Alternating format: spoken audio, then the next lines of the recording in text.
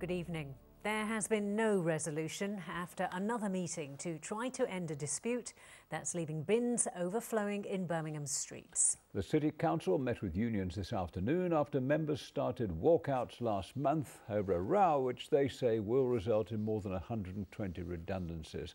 Stacey Foster reports.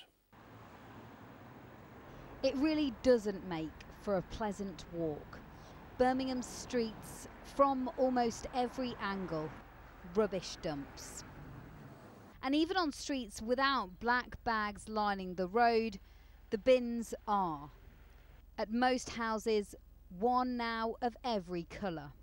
Even the recycling bins are overflowing. This pile of rubbish has been piling up for weeks in Wheely Castle. We filmed it yesterday, it's still there today. In Alum Rock, things look more orderly, but it's difficult to see where this week's waste will end up.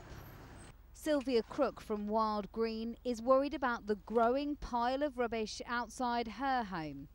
She's phoned the council every day, but says they can't tell her when they'll come, and because she can't fit any more in, she's being advised to go to the local tip.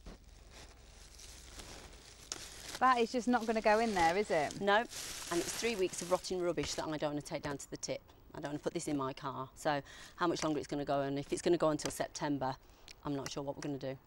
They're just ignoring the fact that we are a paying customer and they're not coming out, they're not letting us know. If you go online, you can see that they're saying scheduled, so you have to keep leaving them out just to be safe that you're not going to take them in and they're going to come along and you're going to miss it. So you keep leaving them, and eventually flies are going to lay eggs in there, going to get maggots, and it's just smelly. It's just not nice at all. The bins are ready in Rednall too, but there's no sign that anyone's coming to get them. And even here, they're being joined at the roadside by the city's latest litter. Residents waiting and hoping that tomorrow they'll come home to an empty bin and a clean street. Every day has been bin day recently on streets like this across the city. These have had 3 collections missed, and they really don't know when these bins are likely to be emptied. And that is all compounded by the fact that Unison are now saying they are balloting their members on strike action, and they could be joining the Unite members going out on strike by the middle of next month. Stacey Foster, ITV News, Sutton Coldfield. Well, Stacey joins us now from one of the city's recycling centres where many are choosing to take their rubbish. Stacey, how much of this row is about money?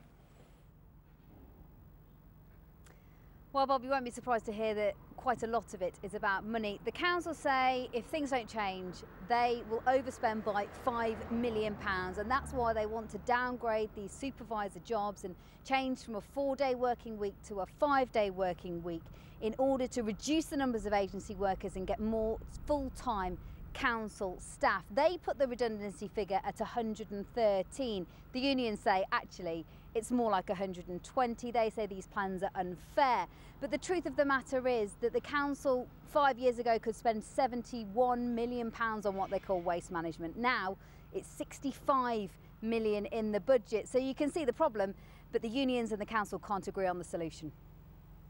Well, residents are no doubt suffering. So, Stacey, what's going to happen going forward?